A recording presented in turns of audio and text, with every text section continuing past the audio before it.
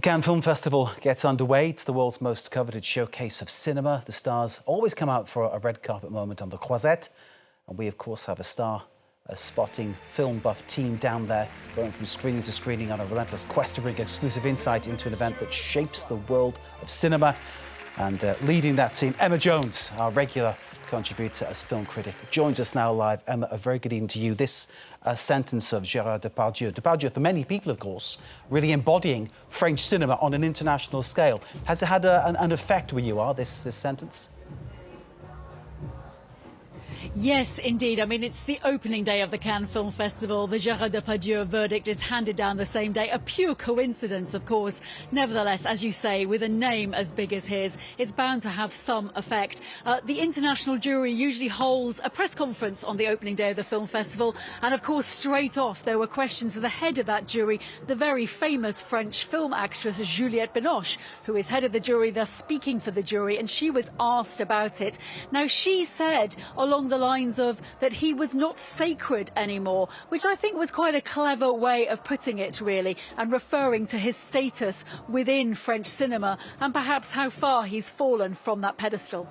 Robert De Niro, of course, is someone who has not fallen from any kind of pedestals. He's to get an honorary Palme D'Or, and I understand he said that Donald Trump is a Philistine. Give us a reflection on that.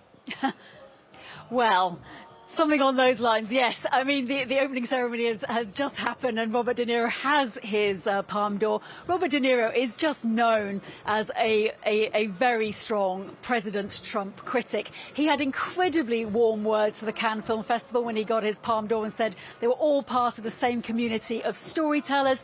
But indeed, he spoke about the proposed tariffs on films coming into the USA. And he said that everybody should react against it, protest against it, and vote against it. So certainly not that complimentary about Trump, no. Emma, is there a particular film, a particular moment that you're looking forward to in this festival?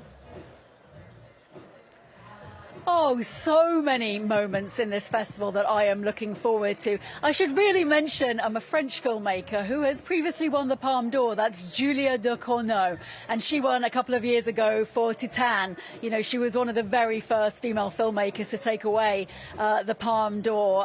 She's back with a film called Alpha. I cannot wait to see that. There's another really buzzed about film in the competition as well. That is The History of Sound. And it's starring two of the biggest global acting names at the moment. That's Josh O'Connor. He was in The Crown and also Challengers, and Gladiator's Paul Mescal. Now, it's set in the First World War period. It's by South African director Oliver Hermanus, and it might promise to be that great blend of auteur and famous names that Cannes does so well. I might squeeze one more in, which is Lynn Ramsay, the British director. She's got a film, Die, My Love. That's starring R. Pattinson and Jennifer Lawrence. Huge buzz on that as well. Emma, you are always elegantly turned out. There has been, though, some changes to the dress code at Cannes. Shed some light on this for us.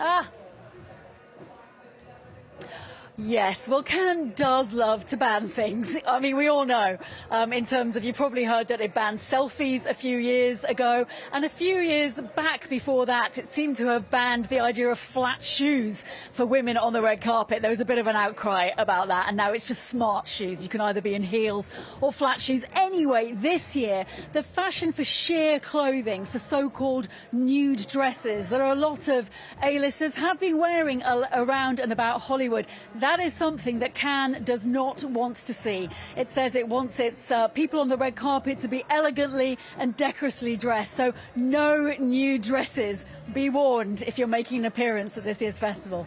The always elegant Emma Jones, thank you very much indeed for shedding light on what to look for, what is happening and who is happening at the Cannes Film Festival. We'll have regular updates, of course, throughout the entire event. Our team there based in the south of France for the duration. Lucky them. And thanks again to Emma Jones.